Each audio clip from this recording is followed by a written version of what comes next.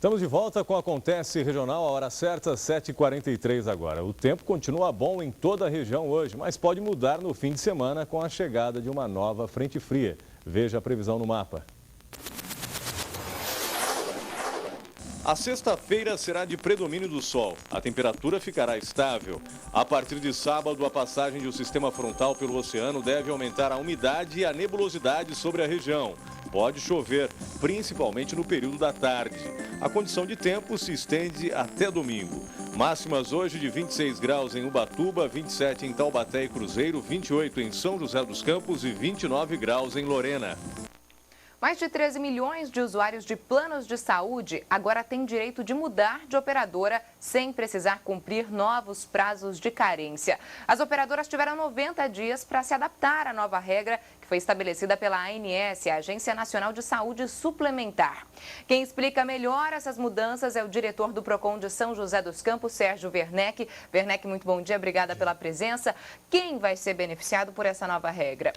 Todos aqueles que têm um contrato firmado posterior a janeiro de 1999 ou já fizeram a adaptação do contrato assinado anteriormente às novas regras que passaram a vigir a partir daquela data, porque passamos a ter a partir daquela data a cobertura plena. Então, quem se interessa em mudar de plano de saúde, qual o procedimento que deve fazer? Primeiro, procurar um plano de saúde dentro da sua compatibilidade. Inclusive, você pode hoje mudar até a área de cobertura. Se você tem uma cobertura municipal, você pode procurar um plano de cobertura estadual, mas lembrando sempre dentro daquela compatibilidade de preço. Quando você também não tem um plano que esteja dentro dessas condições, ou seja, um plano assinado antes de 99, você pode fazer a adaptação desse plano. A empresa deverá oferecer em até 5 dias a capacidade de você fazer essa adaptação, mostrando a você em que condições isso pode acontecer. E o preço pode sofrer um pequeno aumento que não pode passar de 20,59%. Isso vai aumentar a concorrência, isso deve melhorar o atendimento?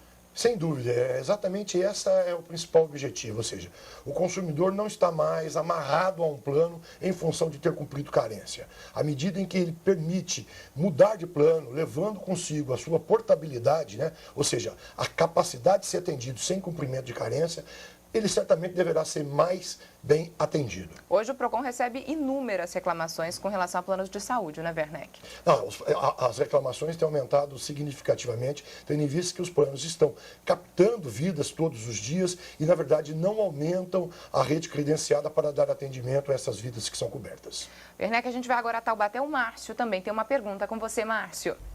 Olá, Werneck, obrigado pela sua participação. Na realidade, são duas perguntas. A primeira é em cima disso que você falou aí, de que a pessoa pode mudar, de repente, de um plano local para uma abrangência maior, mas ela tem que manter o mesmo nível de custos mensal aí para o contratante.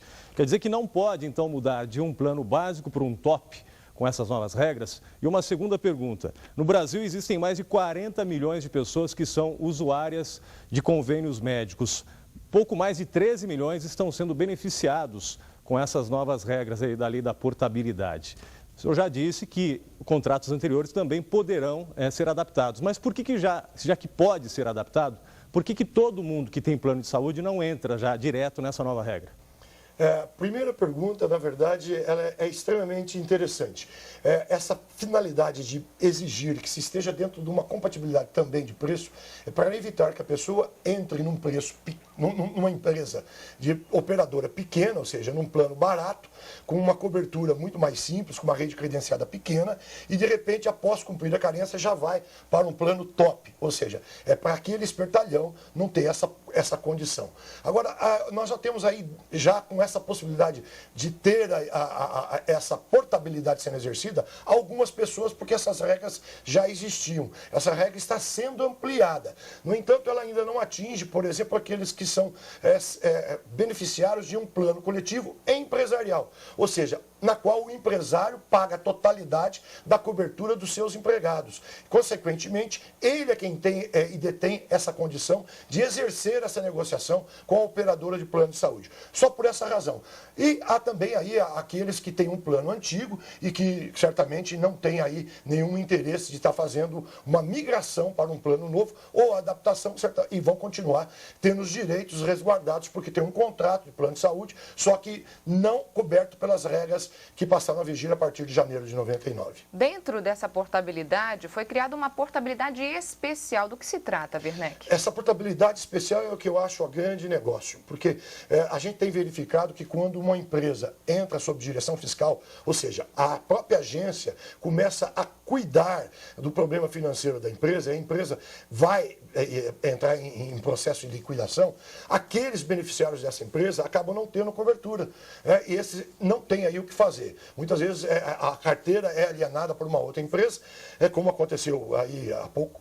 E as pessoas, por exemplo, aqui em São José dos Campos, ficaram sem uma rede credenciada, porque quem recebeu essa carteira não tem ninguém credenciado, nenhum hospital credenciado em São José. Ou seja, esses beneficiários poderão procurar uma outra empresa e levar consigo já essa carência já cumprida. Há também a possibilidade do titular falecer, né? E os dependentes do titular ficariam aí numa situação de não poder fazer nada, tendo em vista que não tem aí, a família muitas vezes até é dividida, um vai para uma outra cidade e não teria como ter cobertura. Ele também poderá exercer, e no caso da morte do titular, nós temos uma vantagem mais. Não precisa cumprir aqueles 2 anos de permanência no plano para que possa exercer essa portabilidade. Tá certo. Werneck, muito obrigada pela presença, parabéns pelo trabalho. Obrigado. A gente volta com você, Márcio. 7h49, desde setembro do ano passado, que o transporte de crianças menores de 7 anos nos carros só pode ser feito com o uso de cadeirinhas. Mas antes mesmo do nascimento, cuidados especiais também são necessários. Para garantir a segurança das futuras mamães e também dos bebês que ainda estão por vir, a Secretaria de Transportes de São José dos Campos iniciou uma campanha de conscientização das gestantes. Quem buscou atendimento médico nesta unidade básica de saúde no campus dos Alemães, em São José dos Campos, recebeu uma dose de educação sobre o trânsito. Com muito humor e reverência, esses artistas ensinaram que crianças precisam utilizar equipamentos adequados ao andar de carro. Dona Cícera relembrou os cuidados que precisa ter ao transportar os netos. A cadeirinha já não sai mais do banco traseiro. 2 cadeirinhas, só cabe mais uma pessoa.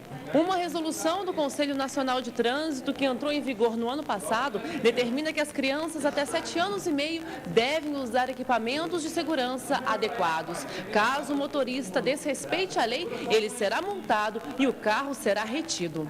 O projeto Maternidade da Secretaria de Trânsito de São José dos Campos quer educar principalmente as gestantes. A gestante que entra dentro do ônibus, ela deve alertar sempre o motorista que ela está entrando. Por quê? Para o motorista esperar que ela sente, para que ela passe na catraca com cuidado por causa da barriga. O ideal é que as pessoas deem um lugar para a gestante, independente se é o lugar reservado ou não, para que ela viaje sempre sentada. E a gestante motorista, como é que ela deve colocar o cinto de segurança?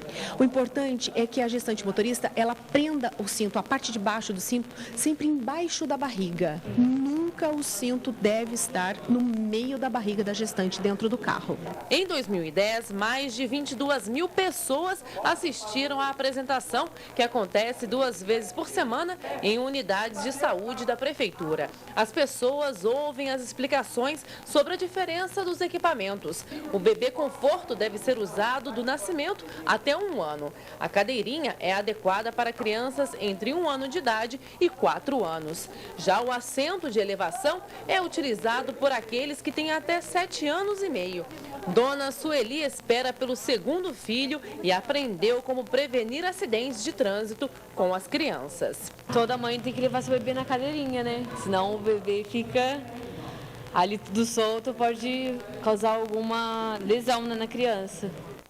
E no próximo bloco você vai ver as vagas de hoje na nossa agenda de empregos. Aproveite o intervalo para participar do Acontece Regional. Mande um torpedo para o número 72250 e comece a sua mensagem com as letras BV. 7h52, a gente volta já.